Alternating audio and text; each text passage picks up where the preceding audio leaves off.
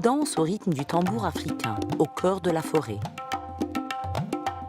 imitant une espèce menacée qu'ils ont appris à aimer, le lion asiatique. Ils font partie des 20 000 Sidis, une ethnie de descendance africaine qui vivent à Gujarat en Inde occidentale. Ils vivent loin de leur terre ancestrale, mais les Sidis chérissent leur culture.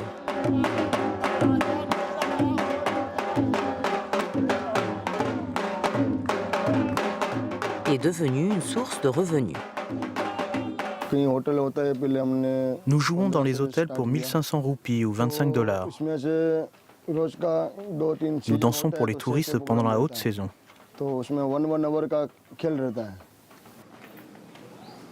Imran est Sidi, descendant du peuple Bantou d'Afrique du Sud-Est. Il pense que ses ancêtres venaient d'Ouganda.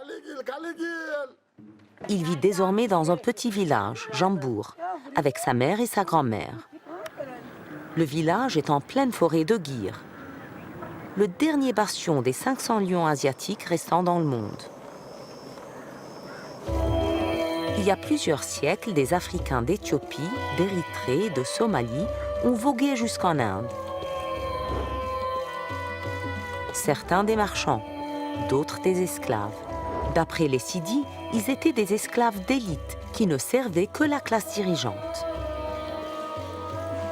Grâce à leur loyauté et leur aptitude militaire, ils étaient favorisés par les Nawabs ou dirigeants musulmans et les Mughals, une puissance impériale musulmane du début du XVIe siècle. Les Sidis accédèrent à des postes de pouvoir, devenant rois dans des États princiers Sidis. Un fait méconnu dans le monde.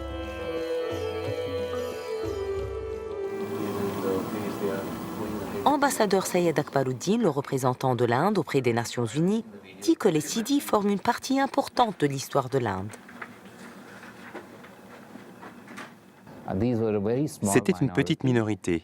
Regardez ce qu'ils ont accompli pour eux-mêmes et pour la société indienne. Ils sont devenus des nobles, des commandants, des soldats, des amiraux.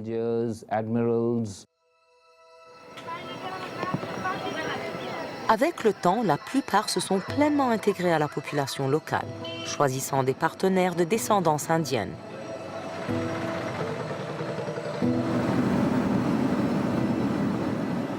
Pour préserver leur identité africaine, certains se sont isolés en créant de petits villages dans le Gujarat.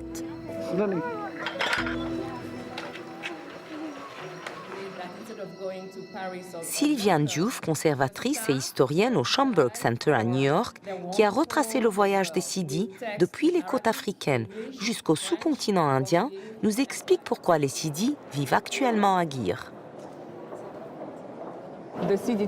Les Sidis actuels sont les descendants de personnes arrivées dans les années 1800 et de certains Africains arrivés plus tard. Parmi eux, on trouve les ancêtres de Imran, emmenés en Inde au XIXe siècle. Les Nawabs de Junagadh nous ont amenés ici pour poser les voies ferroviaires.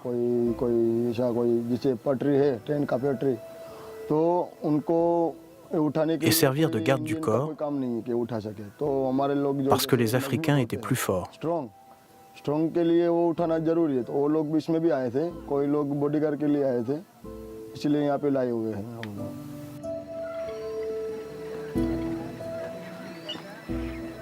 Avec le temps, certains ont échappé à l'esclavage et ont monté des communautés dans les forêts.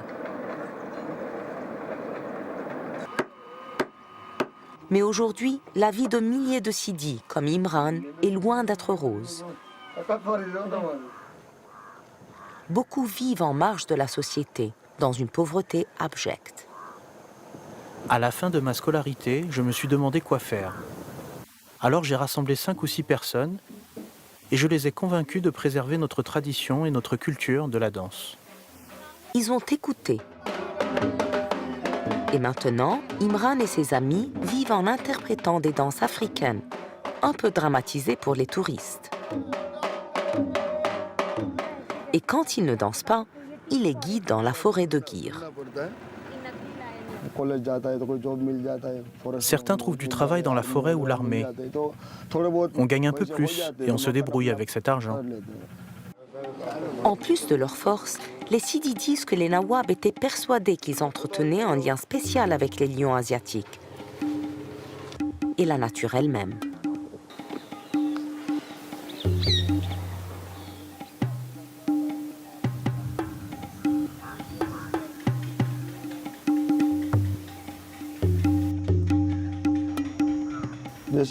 Comme les Africains s'occupaient des lions en Afrique,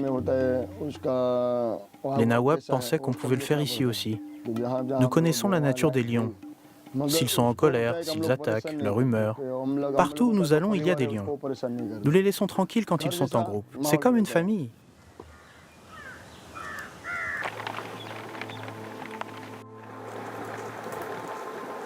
Depuis les années 1950, le gouvernement indien soutient les Sidi de Gujarat par le biais d'une initiative qui leur accorde un statut de tribu spéciale ainsi que des droits individuels.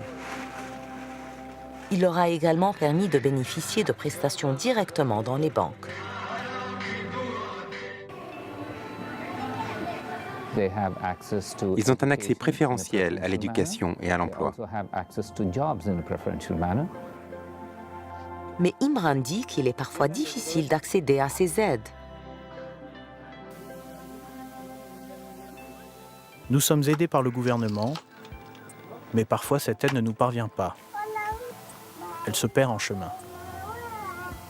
Le plus important pour la jeune génération est de se développer. Et pour ça, il faut l'éducation. Alors le gouvernement doit fournir du matériel comme des ordinateurs. Il faut aussi apprendre l'anglais. Pas seulement le gujarati et le hindi, pour le bien des enfants. Imran a une autre préoccupation. Les lions asiatiques de Gujarat sont menacés par la surpopulation croissante et une lutte des humains et des animaux pour occuper l'espace. Et il réclame des mesures effectives pour protéger l'espèce. Tout le village survit grâce aux lions. Alors s'il meurt, tout le village sera déplacé. Ce serait la fin.